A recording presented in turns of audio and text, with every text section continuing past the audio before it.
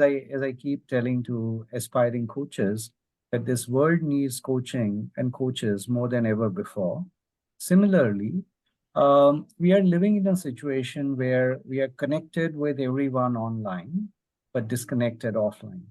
Family members living a parallel life, and their greatest disconnect is with themselves. And with latest artificial intelligence and Elon Musk chip coming in and all of that, so there is a greater need for being connected with self.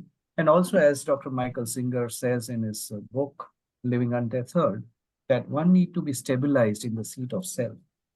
Because there's a lot of information overload, there's a lot of consumption, but hardly any insights. People are moving from information to action without even pausing to reflect. So we are no more the commander of our time, but we are slaves of technology. We have gone to that extent.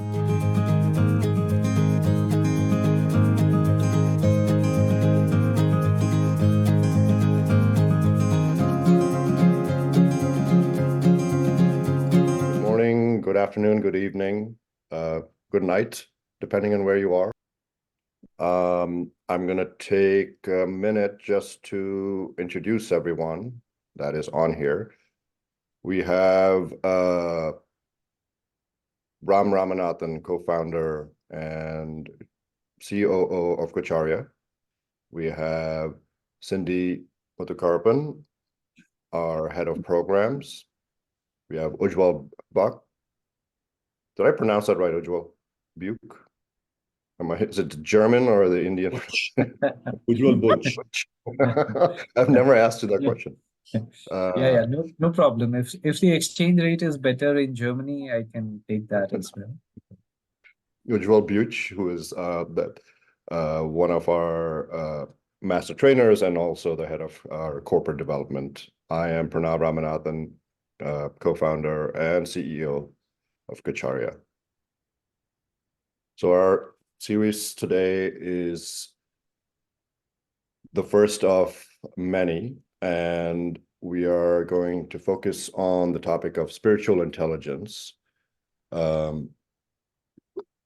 It is a pertinent topic for our times, and we're going to try and use the time we have as best to address it with the three panelists we have on board. As I am waiting for everyone to join, I also wanted to bring to everyone's attention that we have a coaching foundation program beginning the 17th of February with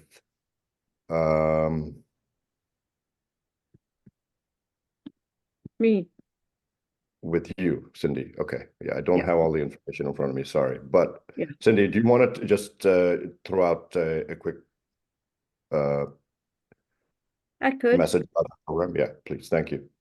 We have a few coaching foundation programs, advanced programs, and combination or integrated with team coaching.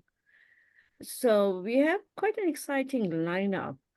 The foundation program that I am facilitating is on Friday, or starts on Friday, and it has a theme of executive coaching built into it. Yamini, as the chat goes on, we'll put up links to our program. Feel free to have a read about it. And if you need any more info, then of course you can just call somebody at the office. Yamini's here, you can make connections with her. But we have quite a lot of exciting program, including one that Ram is leading on spirituality or coaching with spiritual leadership. And there's a lot of bonus elements attached to that program. You know, you could buy some ebooks at a very discounted rate. Ram, do you want to say a bit more about your program? Sure. Sort of probably preempt Pranav, but first of all, the reason that we started this particular series is that we felt there's a desperate need today for us to move into the space of what we're calling spiritual intelligence. We will discuss why we are using that term and why we are branding ourselves on that in a few minutes.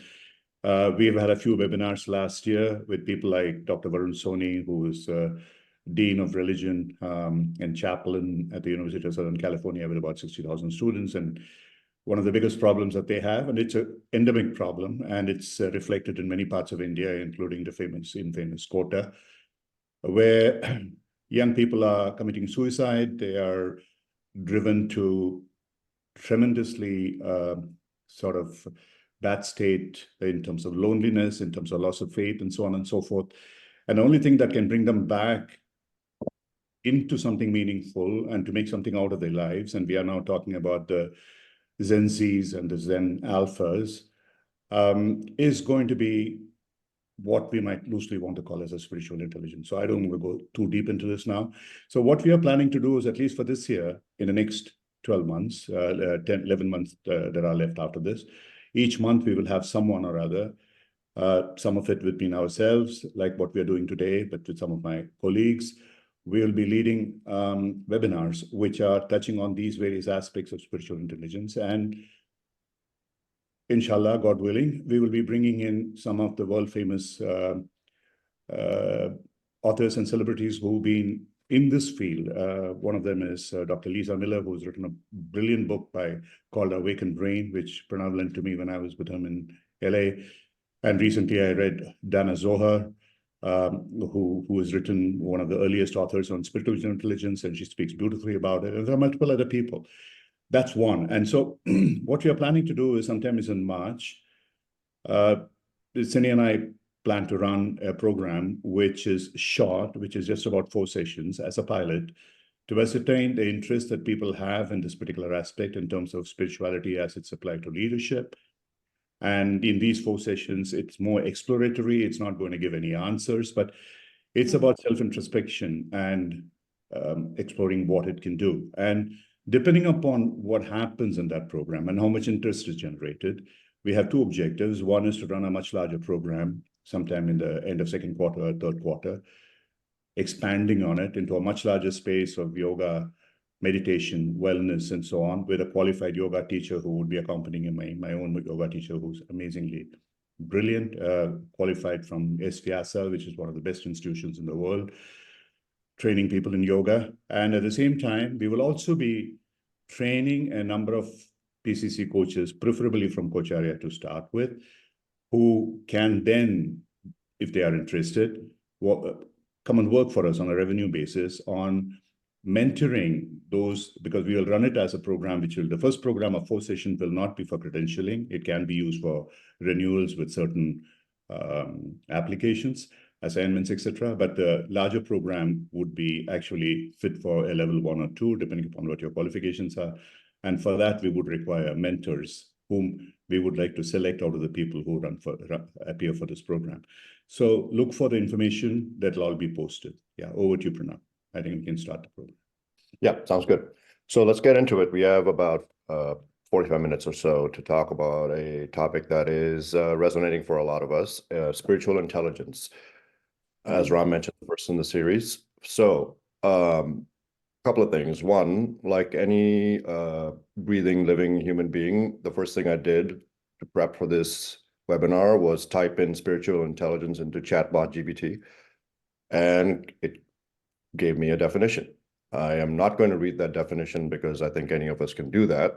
I'm going to ask each of our panelists to provide their definition of spiritual intelligence and perhaps link it to an anecdote where they were able to use spiritual intelligence or it came into play in their personal or professional life. Before we do that, I just want to make sure that we offer the disclaimer that we did not coin the term spiritual intelligence, nor do we claim to. We are simply keen to explore the application of spiritual intelligence in leadership development and coaching. So with that, if we can start with Cindy, a definition of spiritual intelligence and a quick anecdote on what role it may have played for you at this point. Okay, so drawing from lots of experience in listening to self, others, and of course, the larger universe, if you want to say that. Spiritual intelligence for me is multi-diverse, multifaceted aspect of how we make sense and make meaning on connection to ourselves, to others, to the something more, something sacred that's beyond ourselves. And we can all call it by different names, but there's something more. And it's about our own holistic well-being. And, you know, for me, the second part of the question, which Pranav asked, for a little example, spiritual intelligence for me involves quiet time where I could sit down and, you know, in the face of something adverse or something uncertain, figure out for myself what is going on and how I want to move forward or make meaning, make sense of what's going on in simple ways. And as days go by, figure this out in a more holistic way. So it involves lots of quiet time and silence. Thank you, Cindy. Ujjwal. Yeah, thanks, Pranav.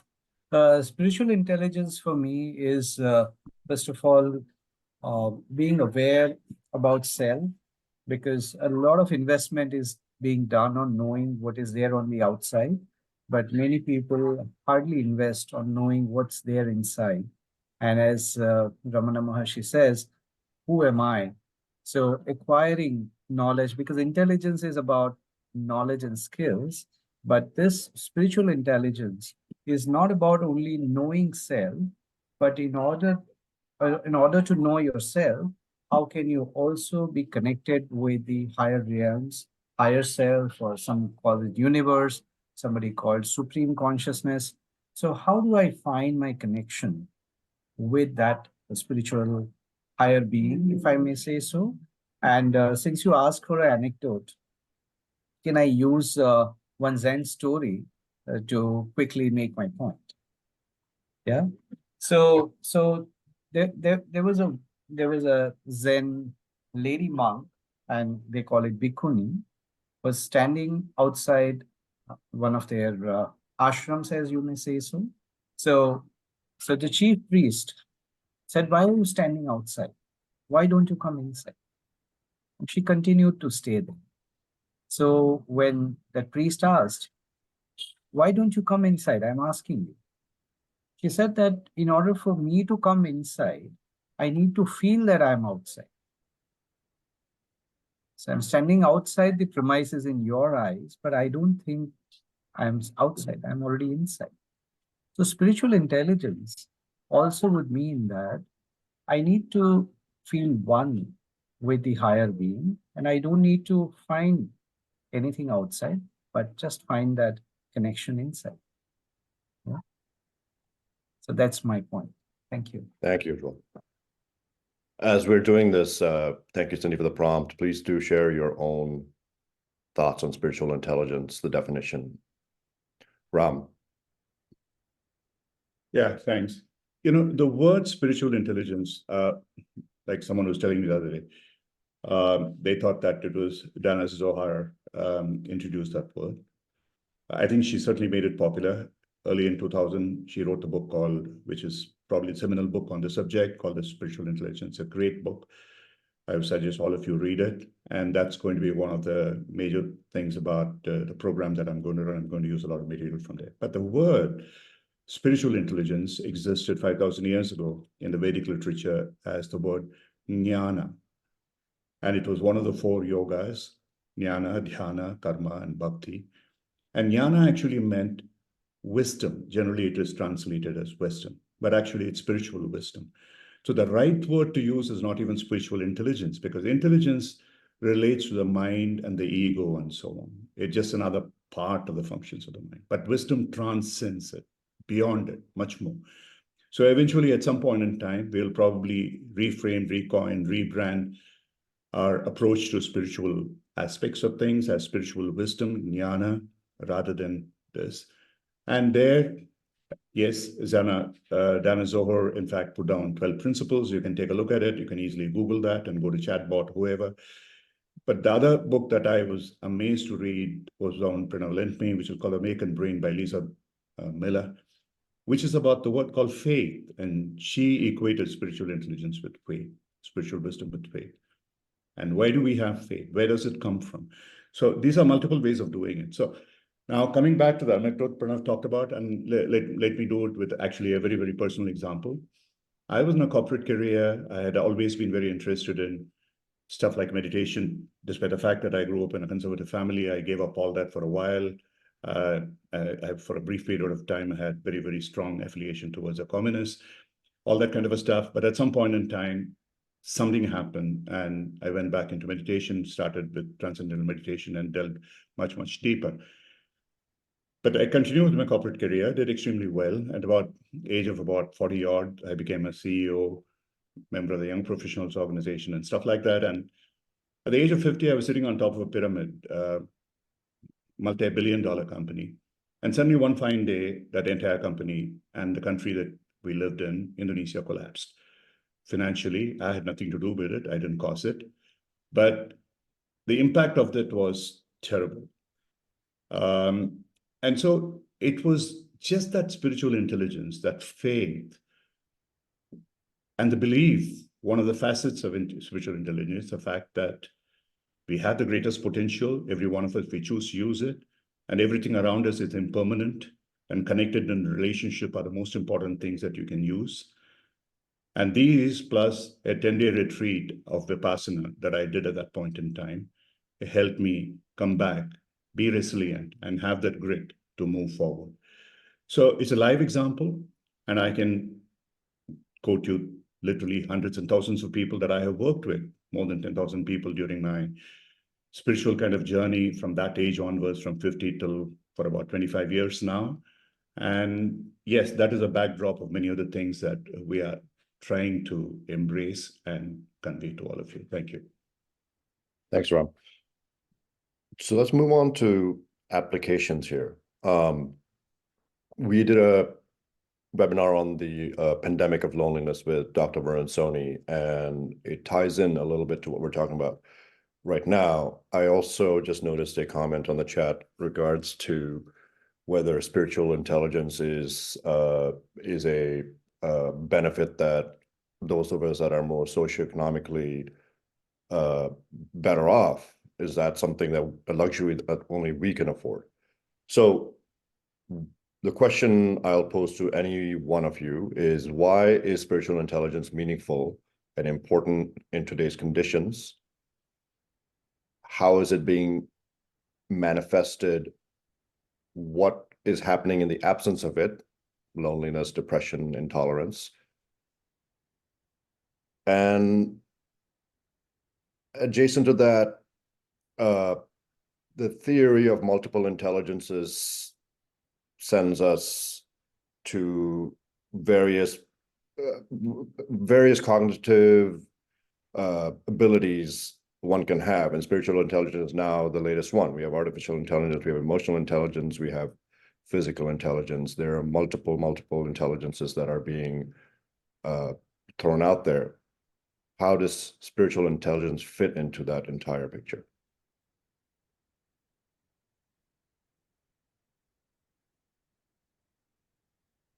Can I take that question, Pranav?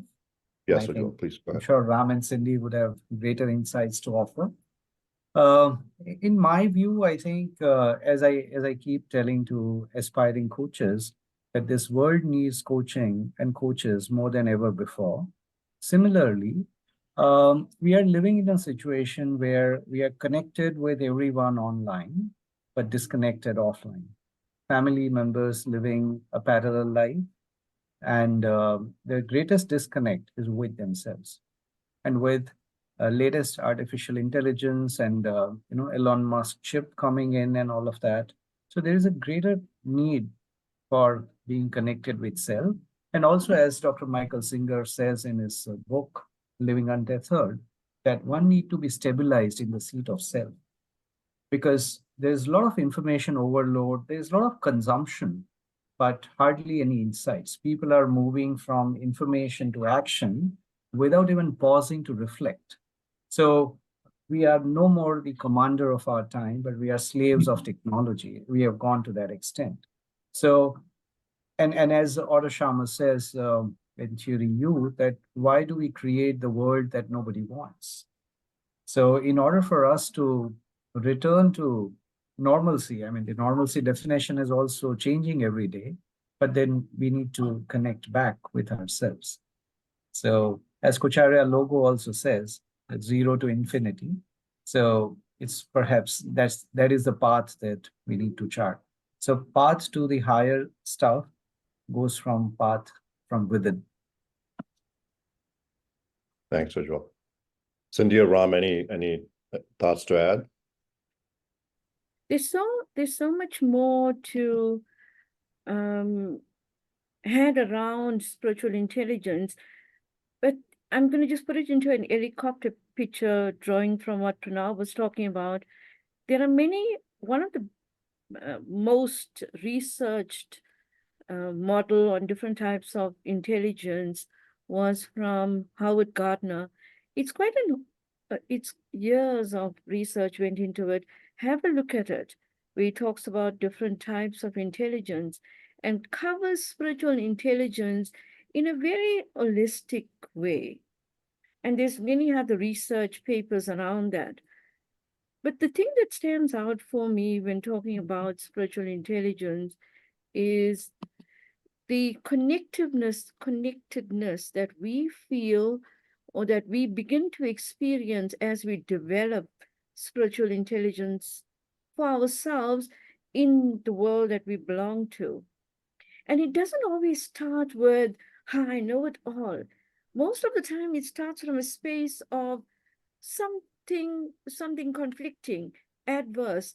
And as you begin to explore what's going on with you, something more emerges, like the emergence of more awareness. As Ram spoke about the higher states of awareness, it begins to emerge as an awareness or an insight, or you feel this light bulb moment inside you, and you begin to discover more and more about it. And to answer the reverse of that question, a lack then of spiritual intelligence or not enough spiritual intelligence leads to many aspects around loneliness or conflicts, in the state of consistent conflict. And it may even show up in simple ways like arguing or not feeling joy within oneself. Like, just feeling the state of despair, pain.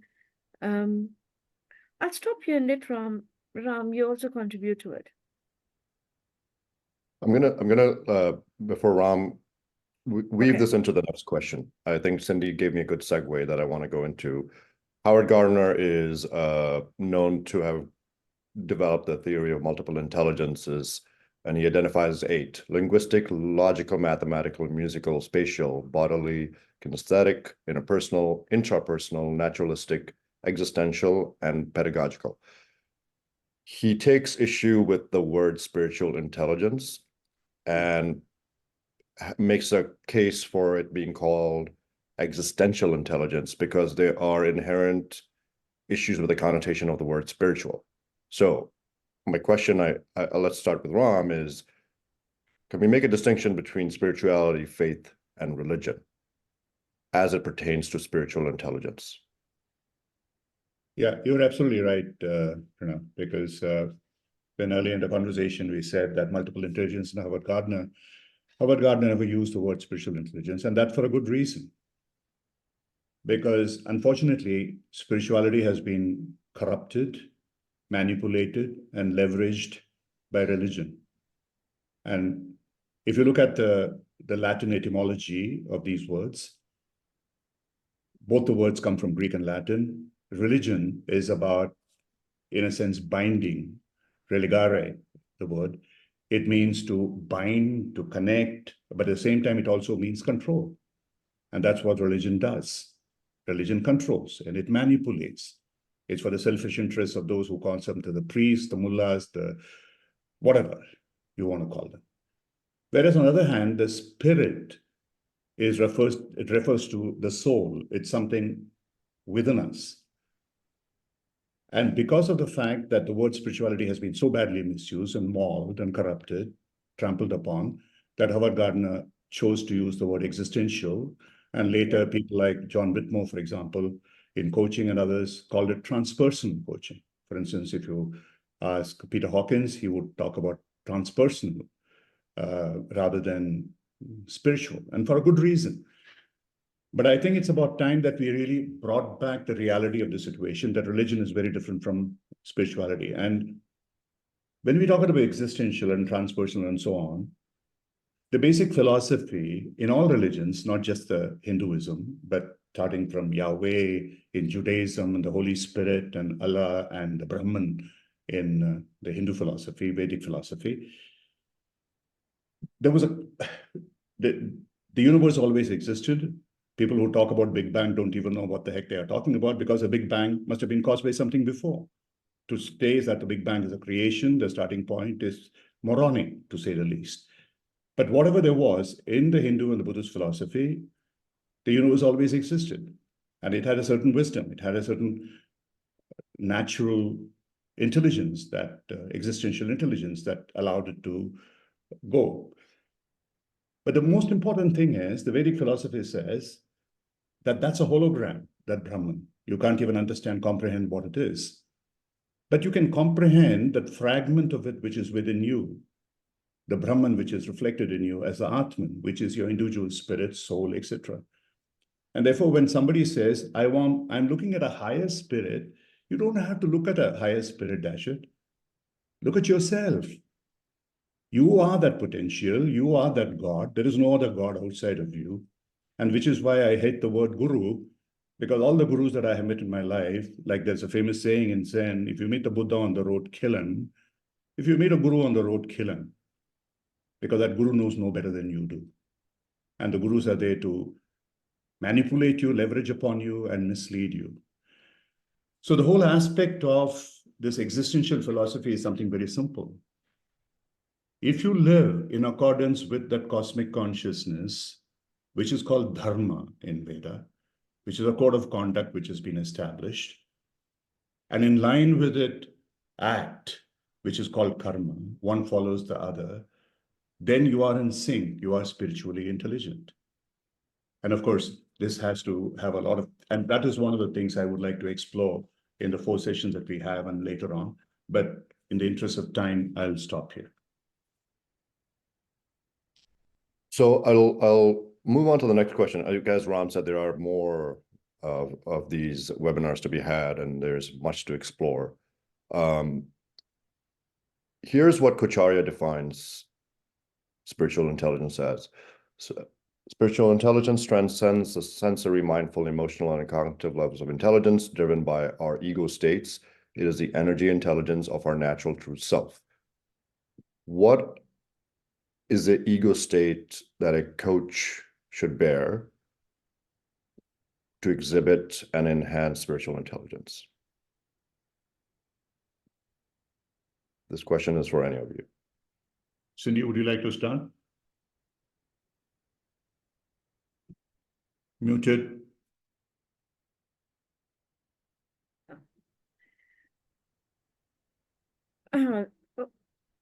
So that question is quite a big one, meaning there are many, many aspects to it.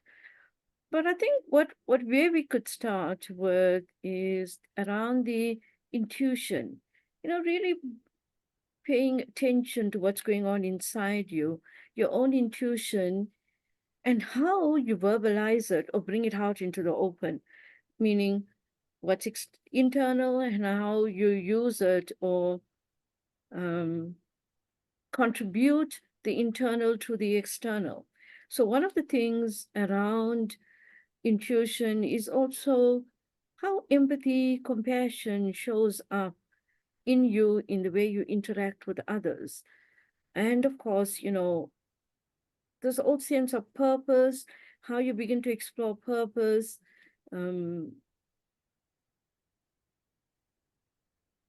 own presence and mindfulness, or mindlessness, as Ram would call it. What are you present to, again, in self and in others around you?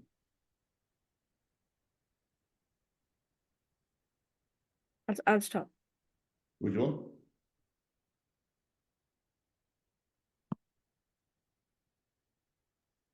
Sorry, I was muted.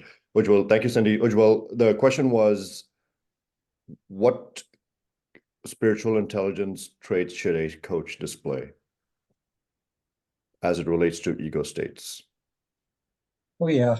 I think that could be one of my favorite questions to answer, but that doesn't mean that I'll give a long answer.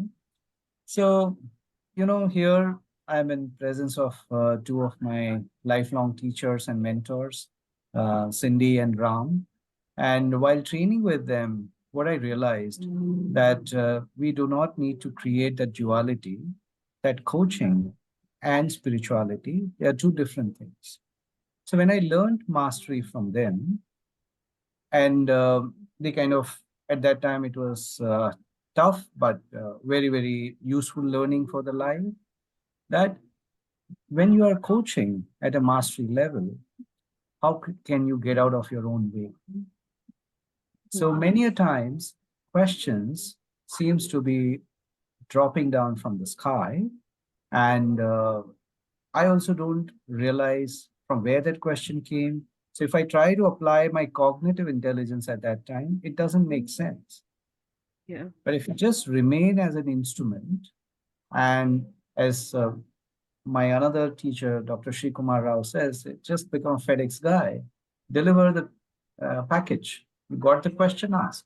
And those, in most precarious situations for the client, they got breakthrough or aha moments with those questions. It has happened to me number of times. So for practicing coaches or aspiring coaches, I can say that International Coaching Federation has defined core competencies. They are updated a couple of years ago, and especially core competency number 4, 5, 6, 7. If you just practice and imbibe it within yourself, I think it is going to give a fillip to your spiritual quest, because it's all about cultivating trust, psychological safety, being present in the moment, which is one of the biggest impediment for somebody becoming spiritual, and listening actively at a deeper level, and of course, focus on evoking awareness. So it starts with self. So I agree with what Cindy is saying. But to me, I see that coaching is one of the paths to spirituality, and also helping client realize themselves. Yeah. Thank you. In a very simple way, and Pranav, your question was, what ego state should the coach operate from? I would say from a zero ego state, which is what we call the mindfulness, mindlessness, or the Buddha calls the Enso state or the Sunya. Basically, one of not knowing, one of carrying no baggage whatsoever. And for the practicing coach, the simplest way to do this is to follow the Rogerian principle of client centricity. That's all that you need. You don't have to use any fancy words, just the 3 factors that he mentions. The unconditional positive regard, which is about compassion, care, serving the other person. Empathy, which along with it carries many other things like curiosity and generativeness. And authenticity, which is the true belief that you are there in service for the other person. If you just follow that, that is a good enough kind of guidance for any coach to be a spiritual coach. They don't have to look at it. But the unfortunate part of it, at least 90% of the coaching that I see today is coming from the ego state. It is coming from a transactional cognitive viewpoint. Like Ujjwal says, you have to get out of your way, but the coach wants to display his or her ability to be a good coach, obviously for business reasons. And that is totally the opposite of being spiritual. So can we coach in a way that takes a coach out of the equation and the client is able to say, I thought of it myself? And that is when a coach should feel really be fulfilled. And if you really look at it from that perspective, I think less than 5% of any coaching that happens is truly in a powerful spiritual sensory energy awareness level. And one of the reasons why I was just thinking the other day about working on the AI, David Peterson, may God rest his soul, who was a chief coach at Google, who died maybe a year and a half ago. And I have heard him a few times where his topic was, is coaching dead? And used to, once he came in a spacesuit and like a comedian, he sort of, it's phenomenal. And people were very, very angry with him, a lot of coaches. And this was, one was in Harvard, and the other was, Pranav, you were there, I think, and the other was in LA with some other group. And the point is, today, AI is going to pretty much destroy transactional coaching. Because you don't have to go to a coach. You just go to the Gemini or the Bing or the chatbot or whoever it is, and they will answer all those questions in a transactional way, and far better than any coach can do, to be honest, because they can get you the information from literally millions and billions of people. But when you want to go deeper into it and you want to be a real coach, then you got to go beyond that state. And that is the ego state. So that's not going to be easy. Yeah, I just want to say one more thing about that. You're right, Ram. It's not easy when you are in a learning space, meaning you're becoming a new coach and you're learning coaching skills. There's a lot of time it translates as egocentric, but that's simply being in a learning practice space. And as you become more and more advanced or masterful, you begin to drop all that. So again, it's a process and not something that may just show up immediately. Yeah, what do you think, Pranav? Yeah, thank you, Cindy. I'm recording the words that are being used here from all of you. The idea of exploring mindsets, past traumas, the lack of faith, the coach is displaying compassion, tolerance, faith. And in my own research toward this term, I came across some common keywords, and I'm gonna list them, and then I'm gonna ask a question. The common keywords were consciousness, existentialism, sacred, transcendence, and virtuosity. These seem to keep coming up in all definitions of spiritual intelligence that I was able to find within reason. We, as in Kocharya, have an acronym SAGE, S-A-G-E. And correct me if I'm wrong, I believe it's a Kocharya point acronym. Selfishness, acceptance, gratitude, engage. Ram, could you elaborate? Yeah, I'll come to SAGE. You're correct, Pranav. It's really the highest stage of spiritual acceptance. Sai asked a question, when do you really need a coach? I think if you are desperate, you need a coach. 90% of the time, if you are, especially if you're a trained coach, and if you've gotten rid of your baggages, and you should be able to answer your own questions, or even 95% of the time, the 5% of the time, then you have to go to someone who you are confident has got rid of his baggages. Now, Kelly says that AI is the next shiny thing. Kelly, I'm very sorry, but I don't believe that's the next shiny thing, because that's going to kill most coaches. And the only way that you can transcend AI is to be smarter than AI and get into spaces where AI would not be able to address other people's concerns, such as purely cognitive answers, or even in future, it could be able to answer emotional states and stuff like that. So you have to go to something deeper, such as energy awareness. Now, when Pranav talks about SAGE, the SAGE is really the expression of what you might call the samadhi state, the ultimate enlightened state of a wise person who is in meditation, who follows yoga. And I'm not talking about religion, I'm not talking about which one, but purely in a spiritual sense. I mean, the S could stand for selflessness, it could stand for surrender, that complete humility, that I don't know anything, that, there's something much deeper within me than my ego, which is responsible. And there is a certain natural sequence that I will have to, the next stage is acceptance. And the G and the acceptance is in gratitude. And for everything that I do, now it's a buzzword. Everybody talks about a gratitude journal, jotbot, or whatever you might want to call it. It might be another next shiny thing, but it's not a next shiny thing. It has something very inherently spiritual about it. And the last one is, can you engage with someone with those qualities of the selfless surrender, the acceptance and gratitude built into you, completely humble. And that is a state you should always reflect as a coach. How many of us do? Think about it. Very often people tell me, oh, we ask you a question, you say, I don't know. That's because I don't know. I'm not going to pretend that I know. And even what I say that I know has a limited perspective, because that is my DNA. And it's certainly not necessarily your DNA.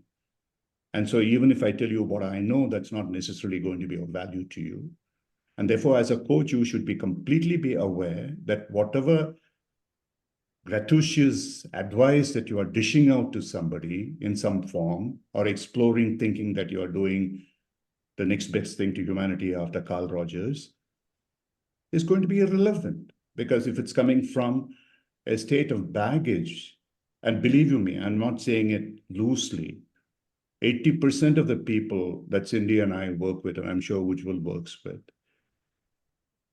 carry baggage which they have not gotten rid of, even at mastery level. And what can they coach? And people, I have been a CEO of several years. I've built companies. I've run multi-billion dollar companies. And I don't coach CEOs because CEOs are too arrogant to ask for coaches. But there are many people whom I have trained who haven't even done senior level leadership work, and they say that they are coaching leaders and they are coaching CEOs. I'm very glad for them. I'm very proud of them. They are on LinkedIn. But is that a fact?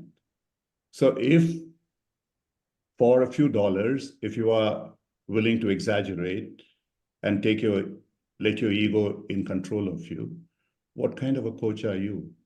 Is really a question. I'm sorry to ask the difficult question. Many of you may not like what I'm asking. But unless this is addressed, you can never be in a spiritual state. The spiritual state is about accepting your blind spots. It's about accepting where you do not know. And usually 90% of the time you do not know.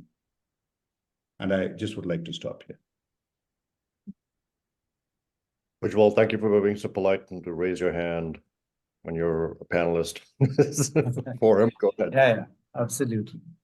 So, yeah. So this also will connect with, Ram's talking about mindlessness, because mind is actually like a curtain between who we are and who we originally meant to be.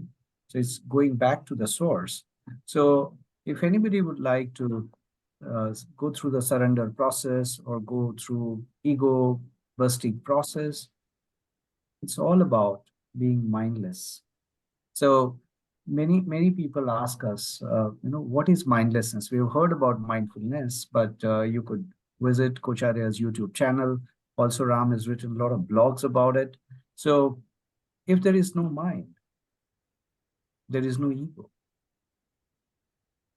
Yeah. So, I mean, just one anecdote, as Ramana Maharshi says in he used a lot of metaphors, anecdotes. He said that our mind is like a thief dressed like a policeman, and it is asking you for your ID and questioning you in some way. But if you just ask for their ID back, that who are you? Can you prove me your identity? And thief will run away, because it is not a policeman originally, but it's a thief dressed like a policeman. So, so it's really the journey which is inside, and also trying to still the mind will also bring that ego that, oh, I've made my mind still. So the real juice lies in getting into witness awareness or spectator awareness, or we also call it meta awareness.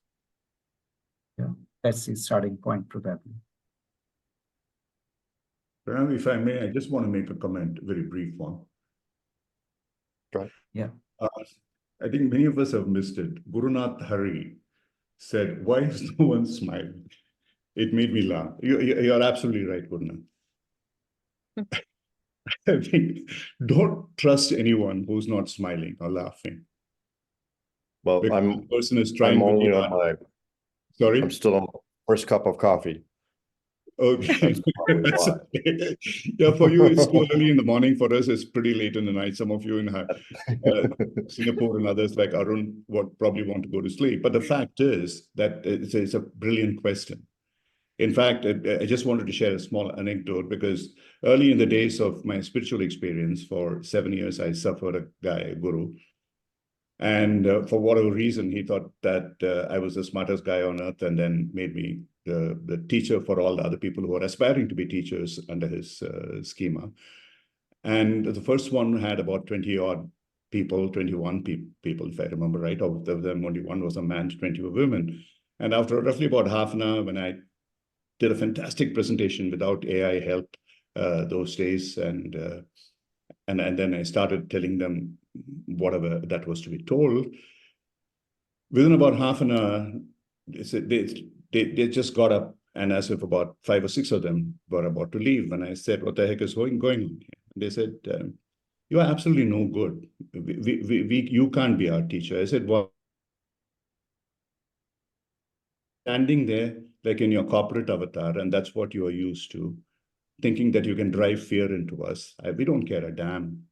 We are not here as your employees or somebody. We are here out of our own volition.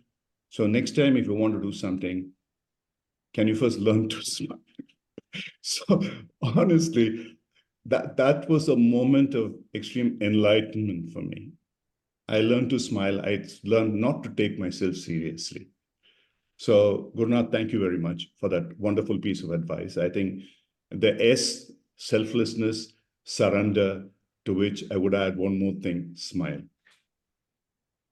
We'll make it SAGES, SAGES.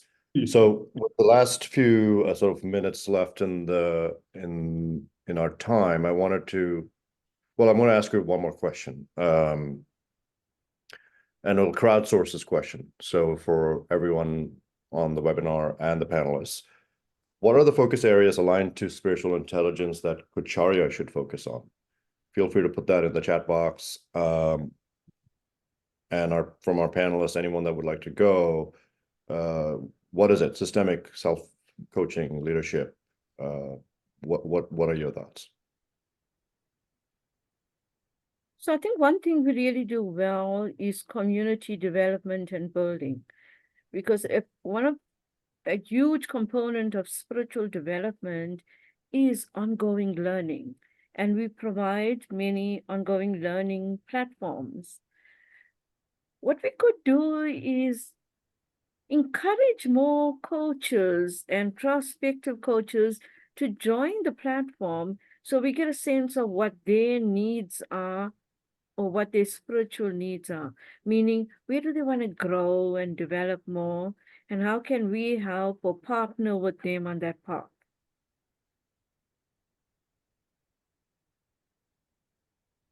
Yeah.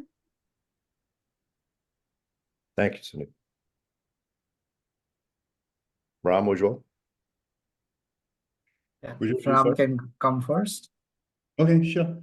Okay, I would have said to start every program that we have with one of Ujjwal's koans, just so that if by that time everybody's mind stopped working. Arun was asking about, is mindless a better word or a mind free is a better word?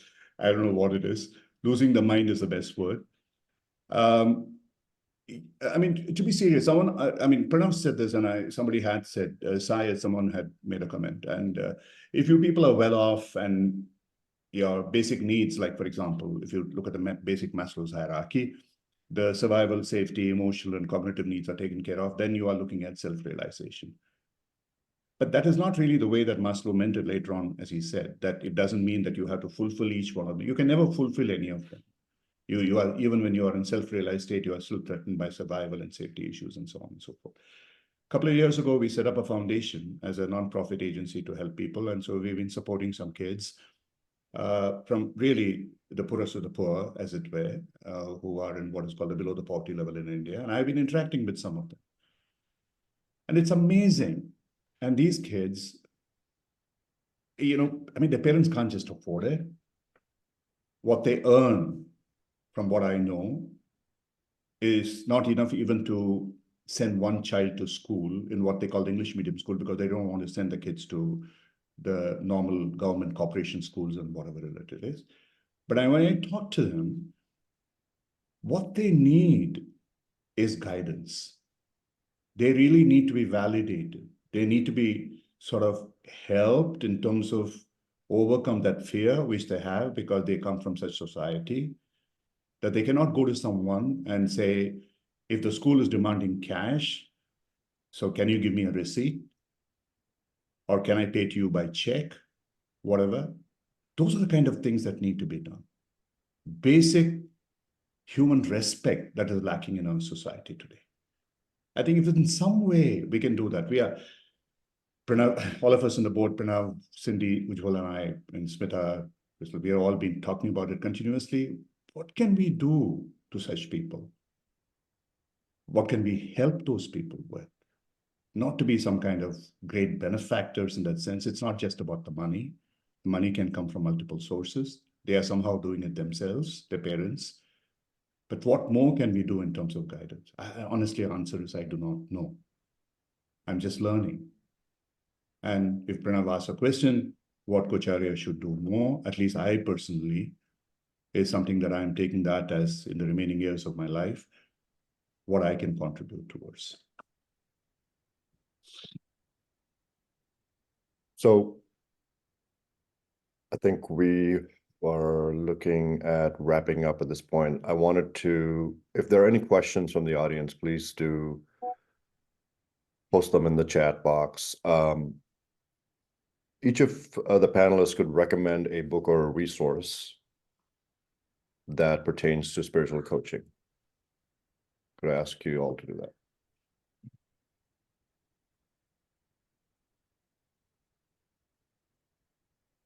Yes, I'm doing that for now. So Ujjwal, do it for me as well. Then Yeah. Zohar and Lisa Miller and of course the eternal Deepak Chopra, which I think is a go-to for pretty much all Indians. Yes.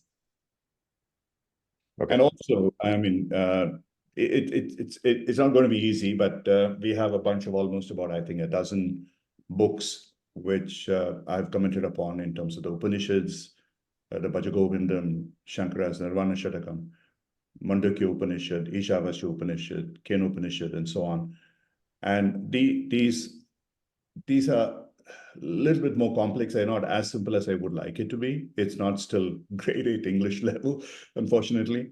But if you're willing to go through some pain to understand them, they may be worth reading. Mm. And you know, to all our participants, today was just an opening of the topic. In future webinars and podcasts and pieces of masterclasses, we are going to open this topic in smaller pieces with more depth, more resources, more tools and techniques. So stay in touch with us. And we'll all join hands and go on this journey of spiritual enlightenment together. Thank you, Cindy. So last few thoughts. My book recommendation is The Giving Tree by Shel Silverstein. It's a book that my kids have, and it's sort of a legacy book.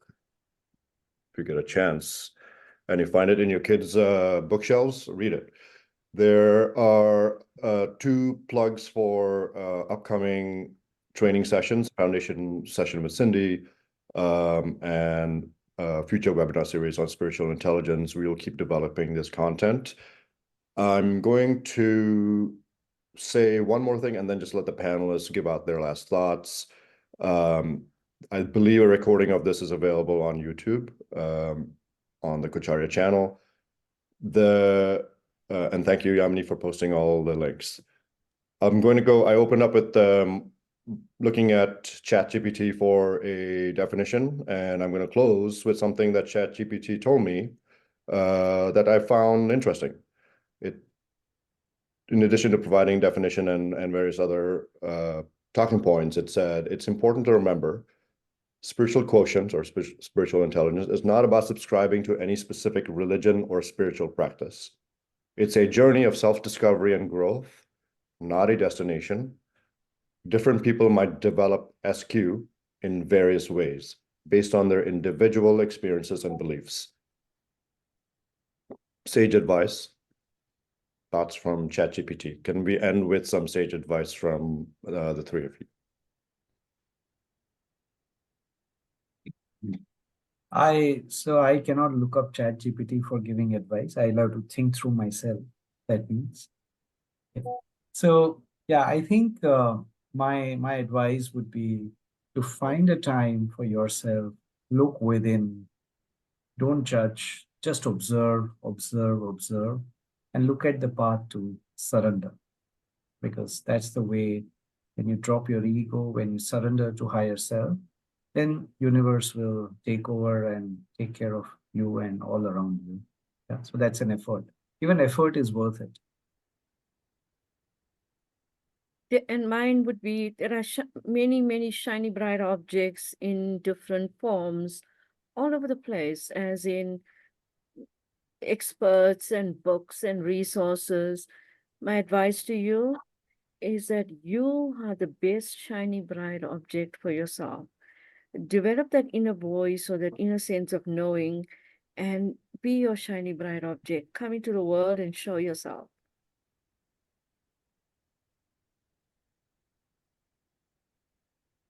Ram? Yeah, nothing very wise to add, just smile and say thank you very much. We had a great session, whatever we could talk about, and the audience was very encouraging. Thanks a lot. Super. Thank you, Cindy, Ujjaval, and Ram. Thank you for all our attendees for joining at whatever hour it is for you. We appreciate you, and we will develop more of this content and look forward to seeing you soon on Zoom webinars. Have a good day. Have a good night. Talk soon. Good night. Good day. Bye. Take care. Bye, everyone. Thanks, Pranav, for hosting. Bye. Bye.